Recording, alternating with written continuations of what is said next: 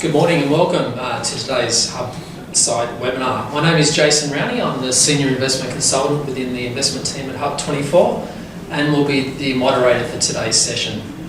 Before we start, I've just got a few housekeeping items. The lines will remain muted throughout the session to prevent any background noise. So if you have any questions, please use the webinar control panel to send them through to the team. So we will hold a Q&A session at the end of this briefing. Joining me today is John Likos, Director of Investment Manager at Bond Advisor up the far end. We've got Tim Hext, Portfolio Manager in Bond and Fixed Interest from the Pendal Group. And we've also got Dan Moradi, Portfolio Manager from Lonsec Investment Securities. Now Daniel, John and Tim are here today to talk through one of the core challenges facing portfolio managers, advisors and clients alike. That is, what are our income options in an environment of low to zero interest rates? Gentlemen, welcome and thank you. Thank you. So we're currently living in what you could say is interesting times. Locally, interest rates are at around 1%, with a relatively flat yield curve. Globally, we're seeing some convergence of interest rate cycles again, with the US starting to cut rates. So what is your view on interest rates? Where do you think the markets are placed over the foreseeable future? And do you think we'll see any unconventional policy intervention like QE in the Australian market? So maybe we start with Tim. Yeah, so look, unfortunately for retirees, rates are going lower. We think, and the market's got priced in, that rates will fall to 0.5% from 1% where at the moment. We think that'll probably be in October and December this year. So by the end of this year, rates down at 0.5%. The US will clearly be cutting rates probably slightly more aggressively, particularly if the trade tensions continue. So we are in a world of low rates. That's going to continue for at least the next 12 to 18 months. And the RBA said that recently, that rates are going to be lower for longer.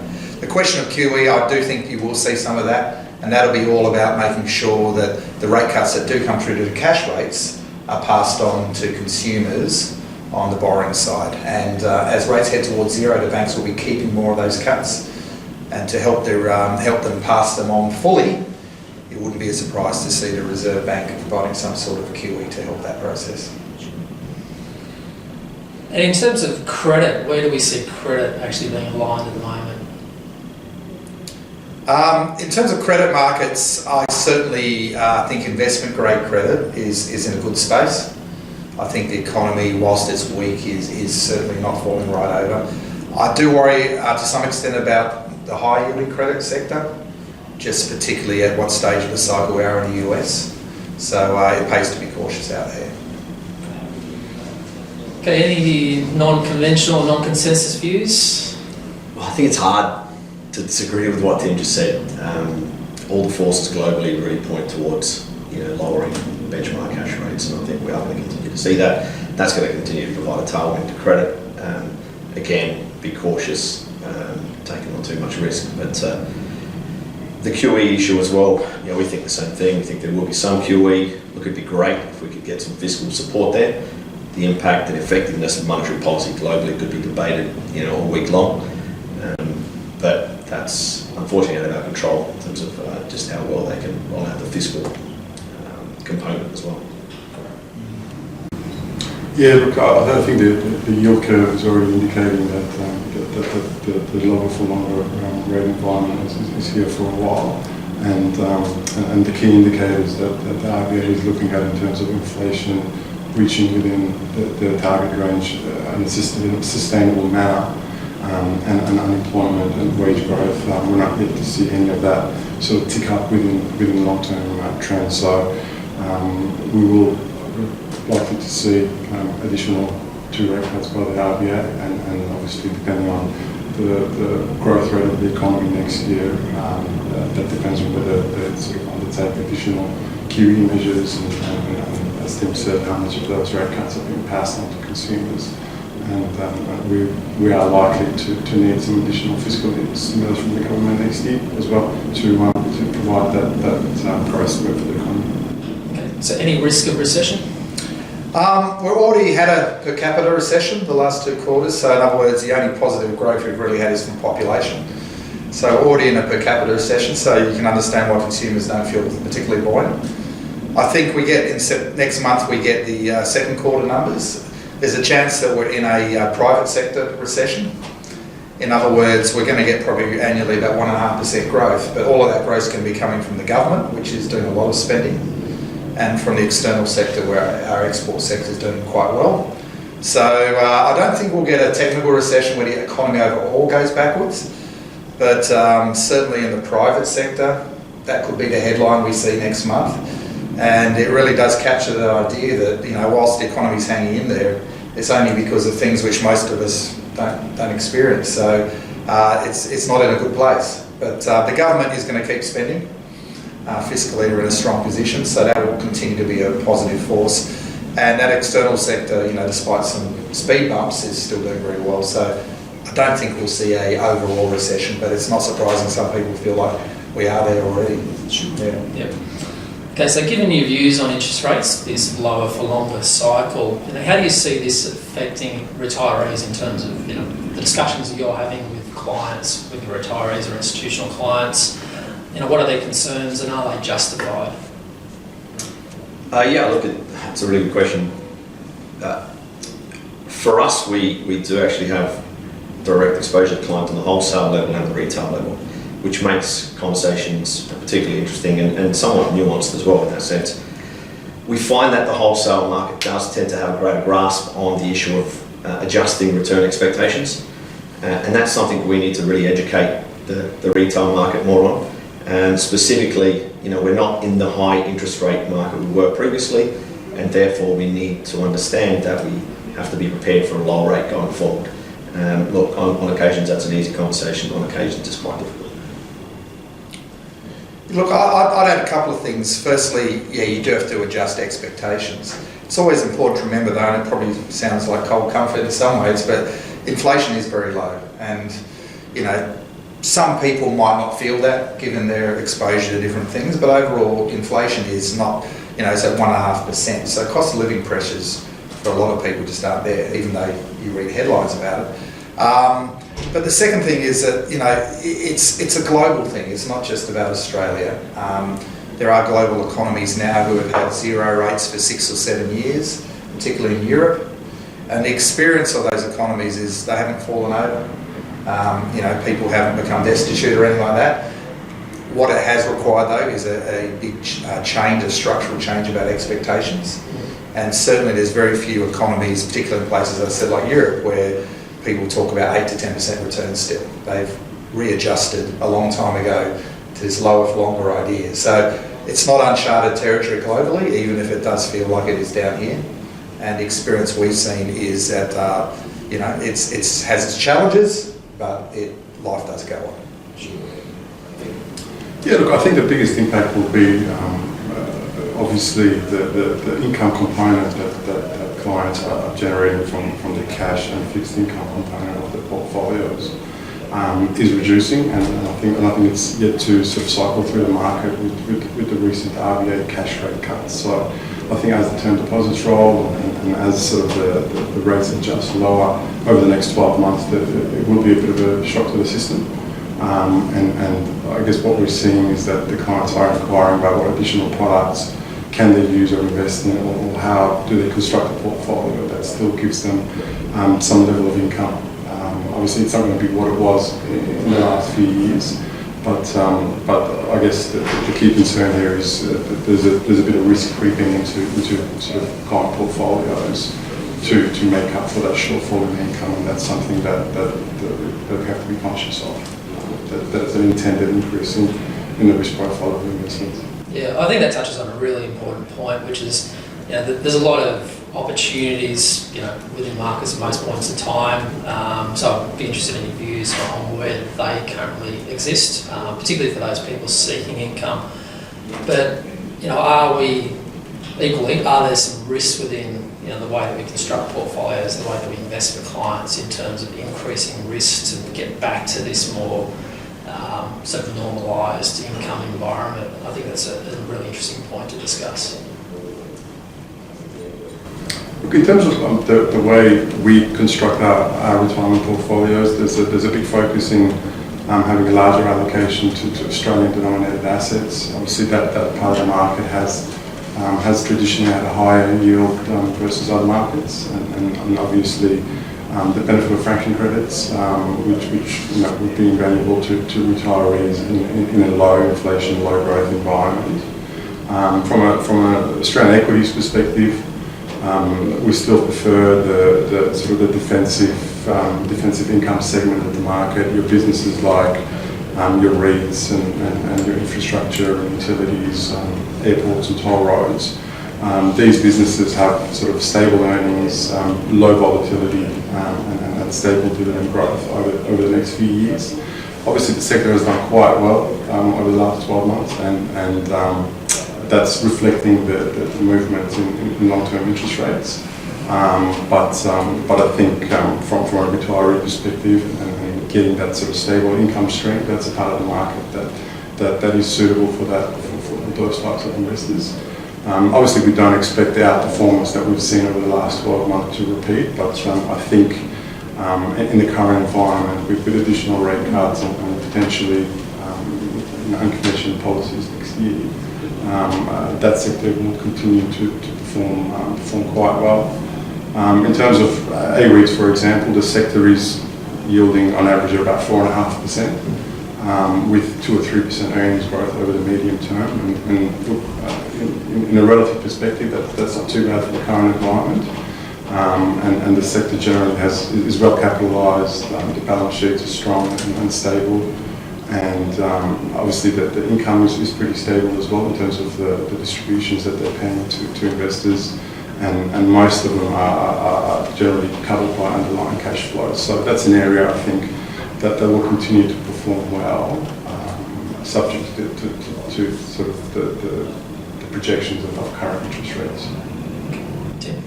Yeah, look, I think it's important to remember, particularly when you look at Australia, we've got a lot of ammunition that we can yet bring, the government particularly can bring into play if needed. So the idea that the economy weakens, returns fall, what does it mean for equities? It's pretty hard to paint a very bearish scenario, because the government fiscally at the federal level has a surplus at the moment. We haven't even started down the track which most countries overseas have gone down. So the ability of the government to come in and play a big part in supporting economies there. It's important to remember we still have population growth, those sorts of things are all providing tailwinds. So as always with equities, prices do matter, so there will be times perhaps where they get a bit expensive, but fundamentally overall we still like it as a overall. And it can play, as Danial was saying, an important part in the income space.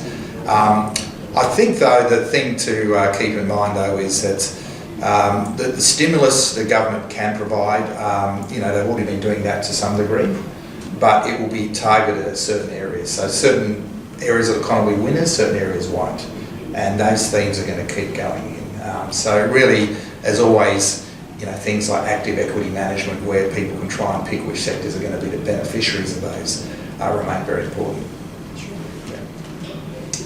Yeah, look, from a fixed income perspective, again, we go back to the importance of education, and when you look at an asset class, like any asset class, but particularly fixed income, there are so many components to it. Tim raised the point, you could have investment grade Aussie dollar denominated, you could have foreign currency denominated products. We see increasingly providers are coming to the domestic market and listing alternative options for clients, which gives them this exposure to different markets. So what we find is, in this environment, once you start talking to clients about what else is out there, what alternatives are out there, and you kind of overlay that with the return expectation, you can find solutions for what they need. You just, like I said, need to get back to that original point of educating and discussing what those options are. Okay. And just in terms of key risks at this point in the cycle, what's the stuff that makes you nervous in relation to these, maybe income replacements or even straight sort of fixed interest on cash segments at the moment? Look, from my perspective, I think one of the dangers lurking in the current pricing is that we're pricing a lot of these income products ahead of the current rates that we're seeing. So we're already pricing it on the next cut, and we're already pricing it potentially on the next 2 cuts. We've seen historically things rarely play out as we predict. and therefore, think about the sensitivity of that valuation to, a readjustment of those interest rate assumptions. And from my perspective, that does concern me. Maybe things aren't as bad as we think they are, and maybe we're not going to get 2 cuts. And then how do these income products reprice themselves to the new assumptions?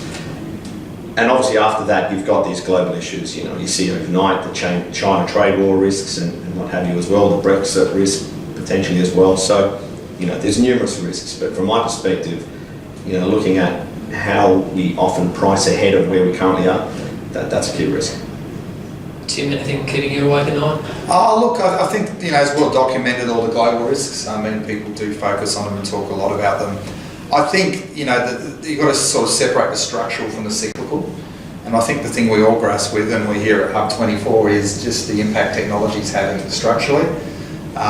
We spend a lot of time thinking about that because it's those structural things which are going to catch you out. Cyclically, I think, Australia is going through a slowdown which we will come out of, not like we had from past slowdowns. Inflation, which is very low at the moment, that's predominantly a housing story. So once housing turns, and that is probably a couple of years away, that will bring some inflation back into the system. So you want to separate the things which are cyclical and that you should sort of look as an opportunity, and the things which are structural, which you really have to get your head around. You don't want to be stuck in certain investments which are just are going to be knocked around. And the thing about technology, and I feel, as I said, coming to a place like yours, you're better able to talk about it, but is just I think the potential is going to accelerate. And we all feel like the last 10 years have been one hell of a ride, but I suspect the next 10 years will be even more change. And you've really got to stay on top of that, because that will determine what the winners and losers are. Not just within technology stocks, but within the wider range. And interest rates as well. Okay, Dan. Well, I think one of the key risks is obviously, we've sort of mentioned the asset valuations being at the higher end of historical ranges, and I guess one of the key risks in the market is that sort of the monetary policy and the shift that can happen in such a short period of time. I mean, in December quarter last year, the market was expecting Fed to have a rate hike in 2019, and that's reversed quite sharply over a space of 3 months. So under that scenario, there will be quite a lot of volatility coming into the market. The interest rates are sort of playing havoc with valuations at the moment, and I guess you have to sort of be really nimble and make sure that diversification is a key part of the portfolio construction process, to be able to sort of ride through and smooth out the returns under such a scenario. So we have historical low bond yields, cash rates. They are generally supportive of equity valuations, or where prices currently sit, probably directly attributable to where they sit at the moment. Now, in terms of looking at the search for above yield or above average yield, over the past year there's been a lot of demand for obviously high yielding products. Do you think we face an issue in terms of good quality companies being overvalued as a result of that? Are we going to be forced down through the risk spectrum to actually, people's expectations don't shift, or to actually achieve those same yields? Look, I think valuations, in part it's a subjective issue. It's really sensitive to the assumptions that you use for your long-term interest rates. Now, if we use anywhere near the long-term assumptions that have been used in models for the risk-free rate, obviously the market is quite expensive in a lot of areas. But at the same time, if you use the spot risk-free rate for the 10-year bond yields, they're actually not expensive at all. Now, how realistic that is in terms of actually using the spot rate for the risk-free rate for the long term is another question. But I guess the longer interest rates remain where they are, we're likely to have these valuations supported in the market. For example, you've got a company with the same company with the exact identical cash flows, and if you, depending on what risk-free rate you use to value that business, you can have valuation variance of 20 to 30% plus or minus. So and that's what the market is sort of wrestling with at the moment in terms of you've got these businesses that have sort of long duration growth, and they're being discounted at gradually lower rates, and that's supportive of valuations. Sure.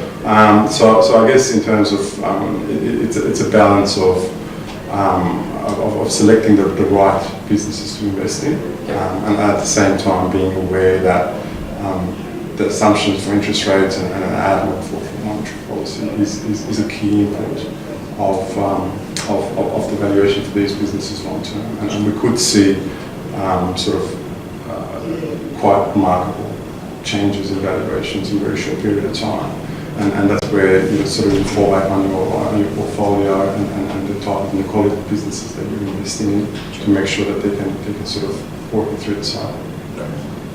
Any views on quality being oversold or overbought, I should say? Look, I think, again, I agree with Dan, like, as long as rates are low, you've got a huge tailwind behind asset prices across the board.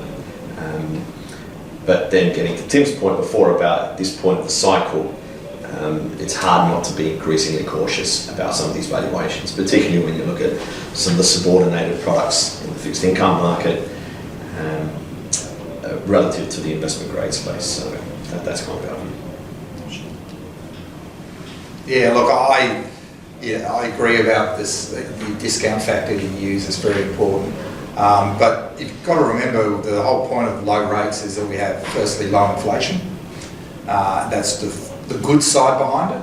You don't want low inflation to tip over to deflation, but as long as inflation is low, that's a tailwind for everything. But the second thing is that, part of the reason we've got here, apart from low inflation, is there's a global surplus of savings. In other words, globally, there's a lot of savings looking for a home, which is driving this down. And that's also structural, that's not about to change. Sure. So if you're a saver, unfortunately, you're not in demand anymore. If you're an investor, you are.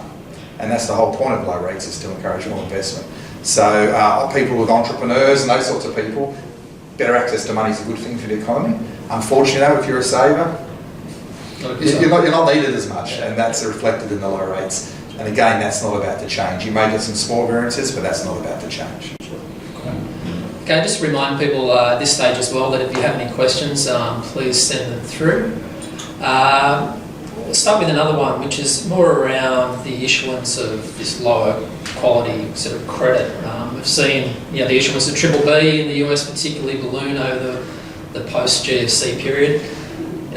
Is that a risk that's sitting out there in terms of, I know while interest rates are stick they are, it's all right, but is that one that's sort of sitting out there for the next few years to worry about? Look, I think sometimes it is maybe overplayed as a kind of global systemic kind of risk or risk to the financial system. You've got to look at why we have so many more BBBs as well. We need to understand how we got to this point.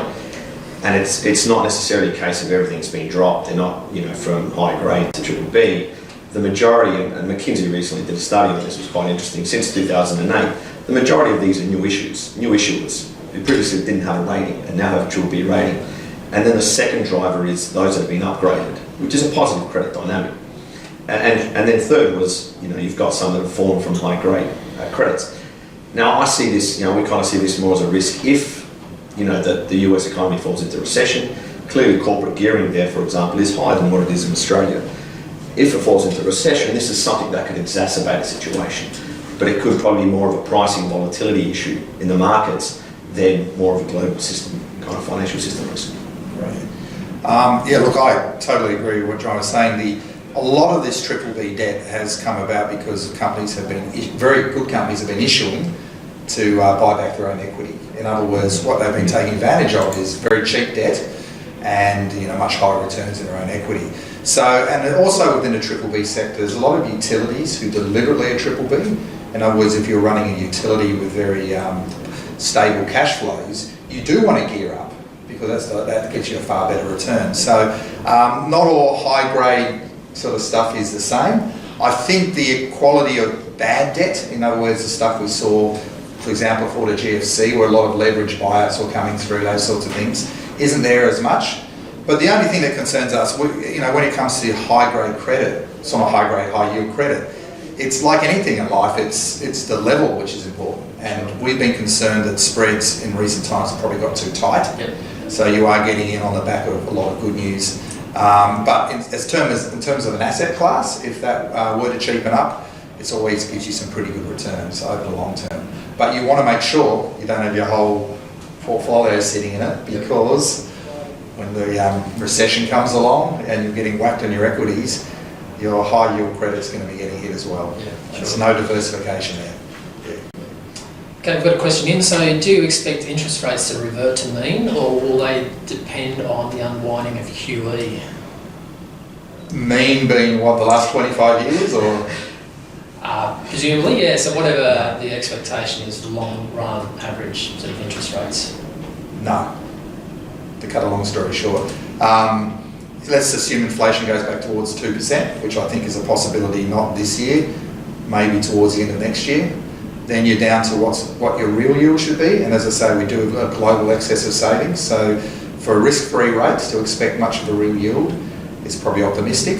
So the long term in our modelling, and what we come up with, is a long-term cash rate in Australia through the cycle, probably closer to 2.5%. The RBA, as recently as a year or two ago, was saying 3.5%. We think it's more like 2.5%. And the days of 4 and 5 and 6 is history now. Presumably there's a bit of pain though, right, to get back to that mean? Well, that's part of the problem. The point is, with the amount of debt in our economy and the like, if your cash rates go up 1% now, it's very different to what going up 1% 5 years ago meant. Yeah. So there's, you have a lot of impact without having to do a whole lot of hiking if you do need to slow the economy down. But right now it's hard to see where we're going to be in a position in the next year or two where we need to slow the economy down. I just don't see that happening. Sure. And as I said, the RBA governor in his speech last week or week before said words to that effect: it's going to be low for long. And by long, he's not talking about 6 to 12 months, he's talking about at least 2 to 3 years. So, And given that lower for longer description, is there any fear of sitting long duration? If you obviously eke out some. I don't think, despite it may feel like that, and we have a 10-year government bond this morning at 1%. That's very long. Yeah, but I don't see things turning around too quickly, and for the very reasons we were talking about earlier. For a lot of these investment grade credits, you're still getting up around 2 point something. And I think in that case, those things just roll down, and I don't see a high risk of that in the next 12 to 18 months. I think that the point at which it perhaps becomes a risk is towards 2021. And the reason for that is I do think we're going to get a housing shortage yet again building up, because there's going to be no development taking place for the next year or two, given what's going on in property, and the cycle will live on. By 2021, 2022, we're going to be entering another housing shortage, which will cause things to lift and cause inflation to lift a bit. Okay. But that's a long way away at the moment. Okay. All right. There's no further questions at the moment. So, firstly, thank you again to the panel for coming in today, and to everyone who has dialed in. We'll share a recording of the webinar after the session, and we'll also post it on our website. So keep an eye out for that. If you'd like to get in contact with any of our presenters, please speak with your BDM or email marketing@hub24.com.au, and we'll put you in touch with one of the team. Thank you.